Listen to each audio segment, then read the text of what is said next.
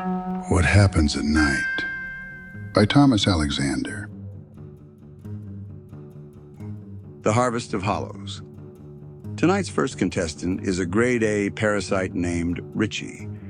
Richie was a big shot in the scream industry.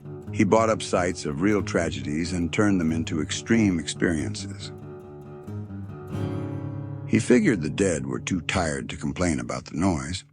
But the thing about death is, it doesn't always come for your throat. Sometimes it just starts with the furniture. It started on October 30th.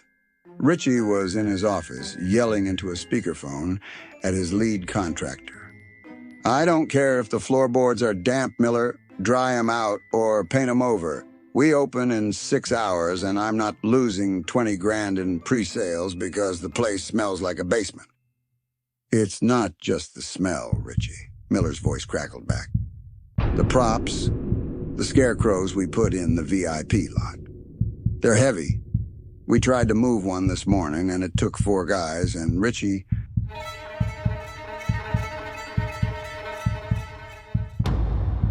It breathed on me. Richie rolled his eyes, pouring a double scotch.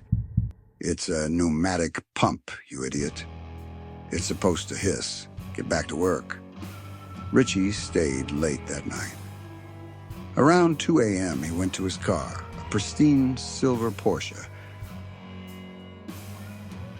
He reached for the handle, but his hand slipped. The metal felt soft, like overripe fruit. He wiped his hand on his pants, cursing the humidity, and drove home.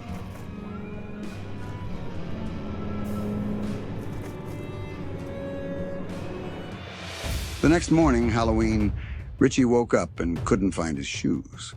He looked under the bed and found a trail of dry black corn husks leading into his walk-in closet. "Housekeeper!" he shouted, but the house was silent. He walked into his kitchen, and the smell hit him. Not rot, harvest, the thick, cloying scent of dying stalks and wet earth. He opened his refrigerator, and instead of milk and eggs, the shelves were packed tight with dirt. Fresh, dark soil, packed so hard it cracked the glass. He didn't call the police. Men like Richie don't like people looking into their business.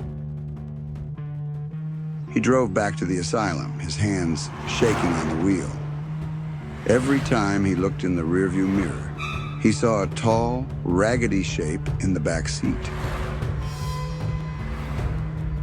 But when he turned around, just empty leather. By 11 p.m. on Halloween night, the asylum was packed. Richie was backstage, sweating through his silk shirt. Miller found him near the power grid. "Richie, I'm done. I'm leaving," Miller said, dropping his keys. "The actors, they aren't wearing the masks anymore. The masks are growing onto them. I tried to pull one off, and the kid started bleeding sawdust." Richie grabbed Miller by the collar. "You stay right here. We have 3 hours left." "Look at your hands, Richie," Miller whispered, his eyes wide with horror. Richie looked down. His fingernails weren't keratin anymore. They were sharp yellow kernels. His skin was starting to turn the color of dried burlap, peeling away in long, fibrous strips. I just need some air," Richie stammered, stumbling out toward the VIP lot.